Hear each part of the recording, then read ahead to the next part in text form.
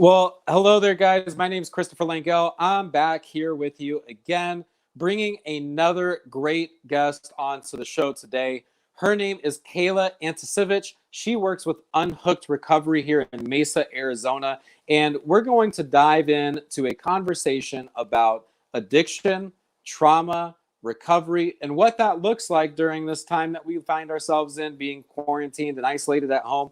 We're going to talk about some isolating healing techniques. We're going to talk about what we can do to stay active, what we can do to maintain that sobriety that's keeping us on the right track without hitting any more speed bumps. So without anything further, I'd like to bring Kayla onto the show. So let's bring her in here.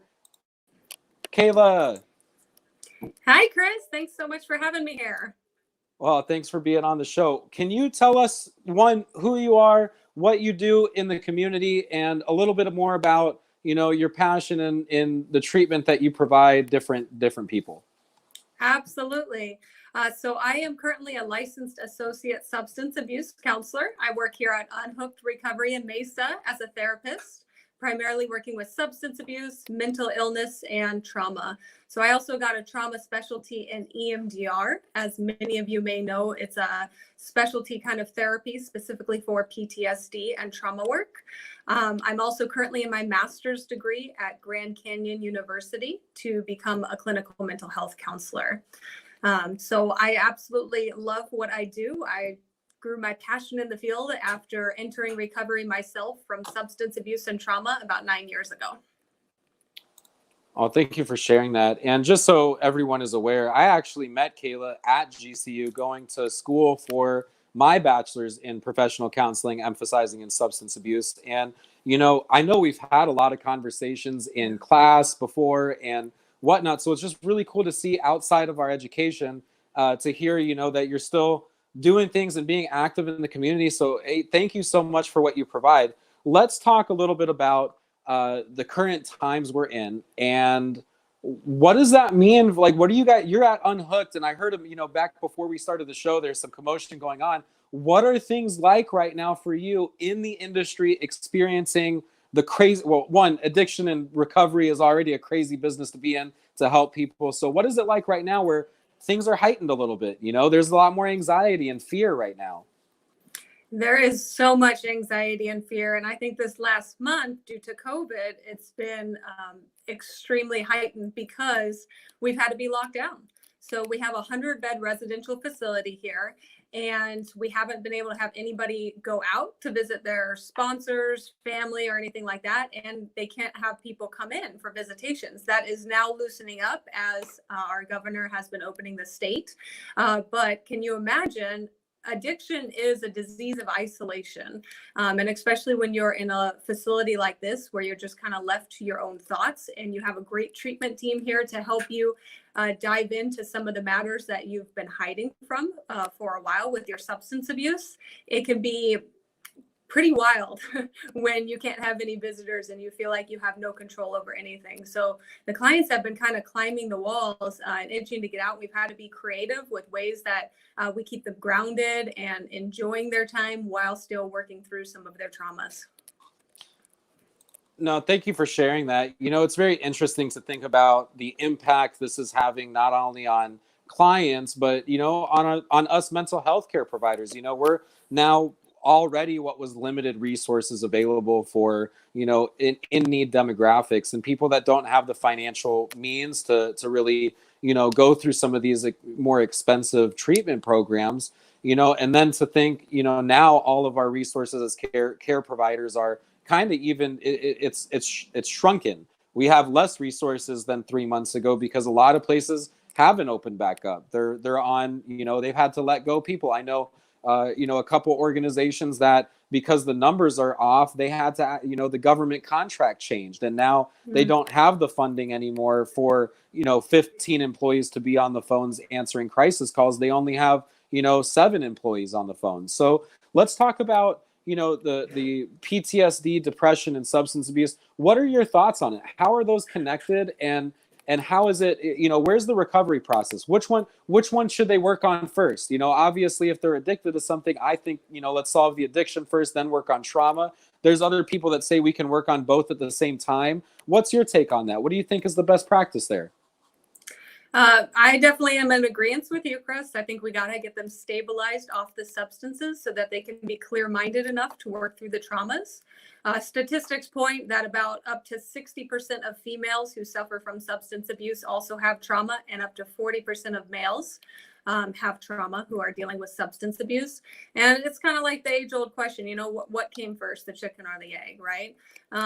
People who have PTSD often self-medicate with substances and then subsequently end up having a substance abuse issue. And those who have substance abuse issues are in much more high-risk situations and more vulnerable with their low self-esteem. So they end up typically enduring trauma and having PTSD. So here at Unhooked, fortunately, we have not had any issues with our government grants or getting new clients and stuff.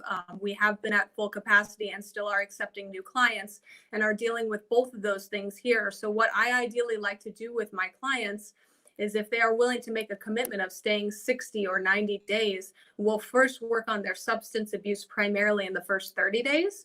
And then the 60 and 90 start really diving in on some of the trauma with talk therapy, empty chair. And then, like I mentioned earlier, I specialize in EMDR, and I have found that to be extremely successful. But particularly with EMDR, you have to be of cognitive ability in order to process that, and we can't do that when we're still impaired on substances and withdrawing. Right. And you bring up something with EMDR. Is there a potential, or is it possible to do EMDR sessions over the internet through Zoom on video, or is that, because I've had that question, someone asked me, is that possible? What are your thoughts on that? I mean, obviously in person is the best practice. But where we're at right now, a lot of people, whether they're, still kind of timid about going back out into society or not, what do you think is the impact on the client provider relationship? How is just being on internet, is that a future that we can rely on, or are we going to have to, buckle down and say, okay, we're going to make an exception for these cases and still meet in person and take precautions? What's your thoughts on that? So there actually have already been exceptions that have been being made. I do have one of my colleagues here, Lisa, who also has a private practice, and she specializes in EMDR as well.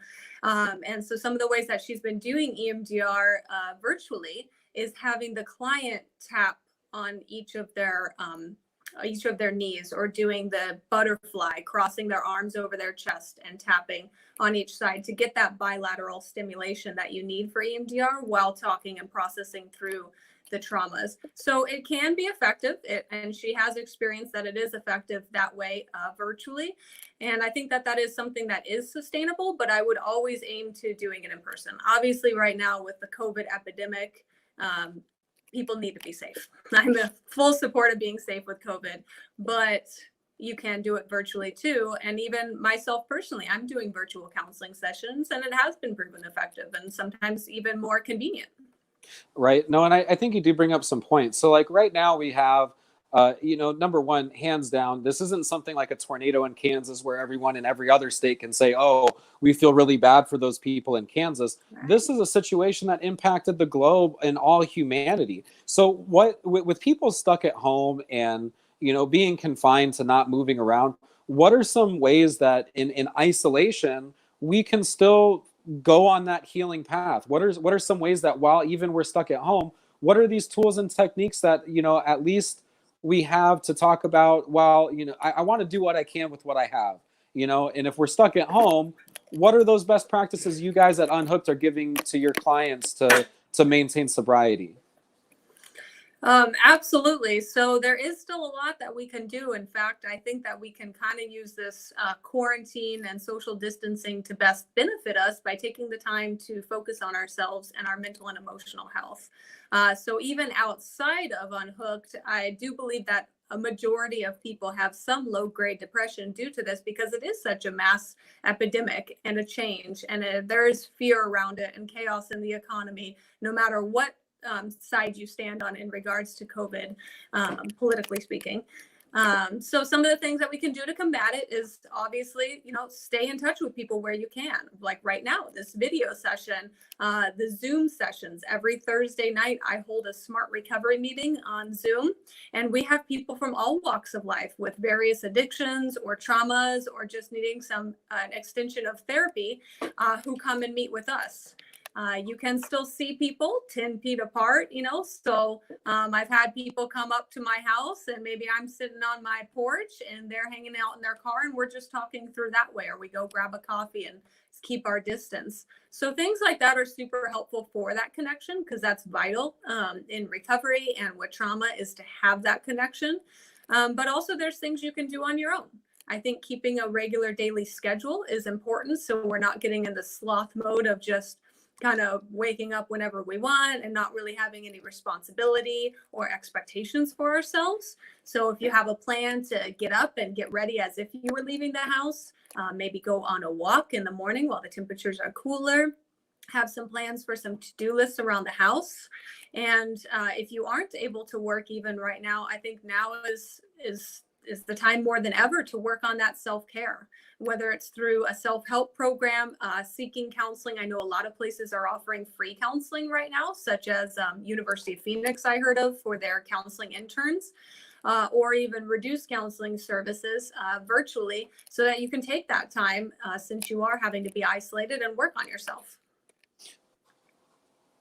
No, I think that's perfect. And you did sum it up really well there. And I think there's a lot of beneficial information in all that you just said. So tell me a little bit more before we have to wrap up here and head out.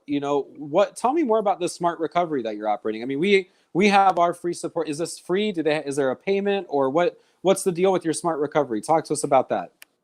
Absolutely. Smart recovery is actually an extension of what a lot of people experience in an actual therapy session. It is a scientific-based recovery program that's based off of counseling theories that have been proven to work with addictive issues, as well as depression and anxiety and trauma to some level. So what it looks at is we look at our negative cognitions, the negative thoughts that keep on going around and around in our head, and our irrational beliefs that we hold about ourselves and the world around us. And we look to challenge and change those so that we can behave in a more effective way. So it is a self-help group. It is free to join. There is a client handbook that ideally you would work individually. And in the sessions themselves, it's a very group approach. So process group kind of feel, where if one person shares something and you relate to that, another person can share on that as well. You guys can ask each other questions, but there's a certified facilitator such as myself who is monitoring and facilitating that meeting. That is awesome. I love hearing about free resources for people that are in need. I think there's more that can be said for the people like you and myself who are doing that. And, I appreciate you stepping up and providing that glue and duct tape in a system where people are falling through the cracks. You're not, I know you're familiar with the veteran suicide rate being 22 a day, the police force and firefighters, those are increasing right now. And, I think it's 228 a year, which is like one every other day for firefighters and 107 for police officers or something like that.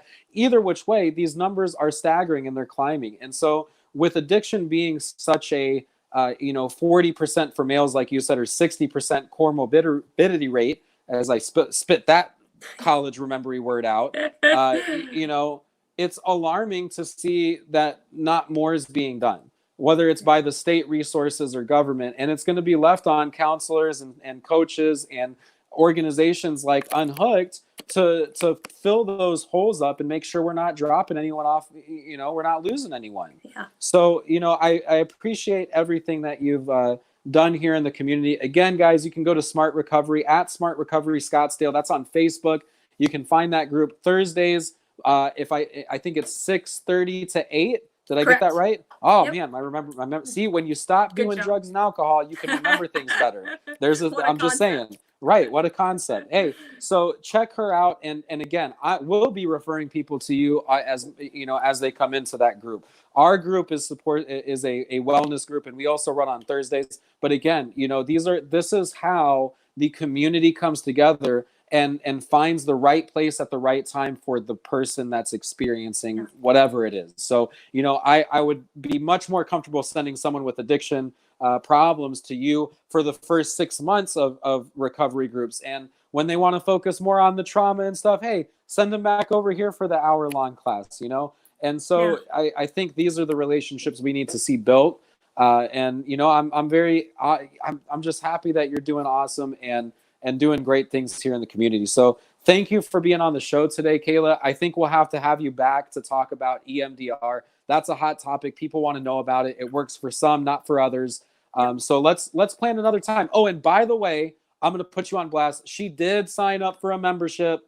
She is on the website now. So this is another person that believes in taking the Help Me PTSD pledge. Thank you, Kayla, for taking that Help Me PTSD pledge and being a part of our solution to end the veteran suicide. Let us know how Help Me PTSD can help you and Unhooked and anyone else that you guys are working with.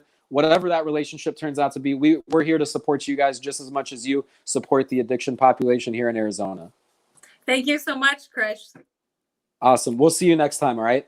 All right. Sounds good.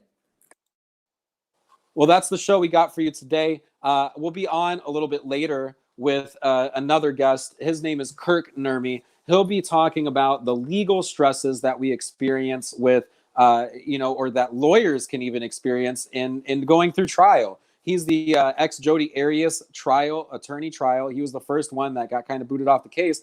And he experienced just a phenomenal amount of stress during this case. It took a toll and impact on his life. And he's going to give us an eye-opening experience or understanding on what lawyers even go through dealing with defending criminals and all sorts of other stuff. So I want to stress to you guys, trauma is not something that is just experienced on the battlefield. This has been a mission of mine for the last 5 years. We've got domestic violence. We've got,